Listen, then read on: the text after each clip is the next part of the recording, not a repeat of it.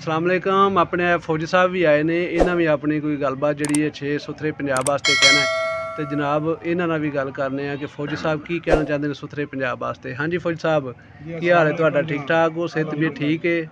तो अपना सुथरे पंजाब वास्ते की कहना चाहते हो तुसी कि मरियम नवाज साहबा ने अज तुहाडे कोट इसहाक दे विच पीरा फोर्स घल के सारी चैकिंग करवाई है, सब रूड़ियाँ छुड़ियाँ जो नालियाँ शालियाँ चैक करके गए ने, तुसी की कहना चाहते हो? माशाल्लाह जी, अलहमदुलिल्लाह ही बड़े खुश हाँ और मरियम नवाज साहब का शुक्रिया अदा करने कि उन्हें प्रोग्राम चलाया, सफाई हो रही है और पाकिस्तान दे विच पंजाब दे खास करके पंजाब सुथरा पंजाब करने वास्ते उन्होंने बहुत अच्छा प्रोग्राम चलाया और बहुत अच्छा काम हो रहा और गलियां दे विच चक्कर ला रहे हैं, चेक कर रहे हैं और महल्ले भी चेक कर रहे हैं।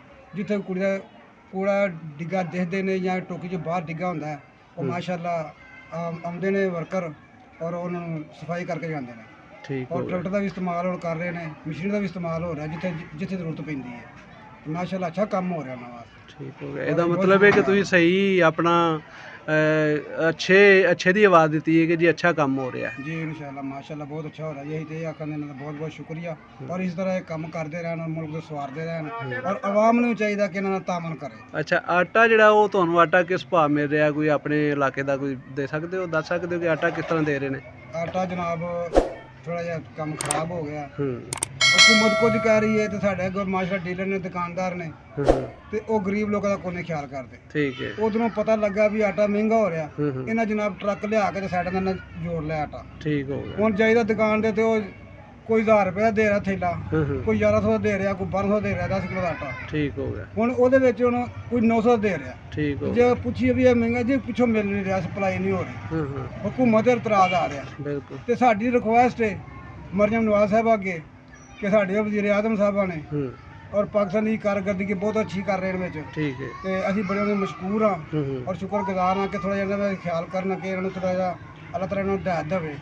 तो बहुत मेहरबानी इन्हां दी भी कि जिहड़े इन्ने प्रोग्राम चल रहे हैं कर रहे हैं और पूरी आवाम मेरे अंदाजे के मुताबिक बहुत खुश है कि इन्हां दे कम्म ते जदों भी हुकूमत आई है इन्हां माशाअल्लाह बहुत काम किया है। ठीक हो। और देखो जी दुनिया दे विच सारा काम चलदा, कोई नाराज होंदा कोई होंदा, लेकिन जी वेलफेयर काम है फलाई तौर पर वो बहुत अच्छा कर रहे हैं। ठीक हो गया। और मैं बहुत मशकूर इन्हां दा और फिर भी दोबारा भी इन्होंने कह रहा कि अल्लाह ताला इन्होंने आज़ादी देवे और मजीद काम इन्होंने अच्छे करने की तौफीक अता फरमाए। वाह जी वाह। असी इस चीज़ नूं बड़ा नोट किया है कि मरियम नवाज साहबा का जिहड़ा काम हो रहा अच्छा हो रहा, आवाम खुश है।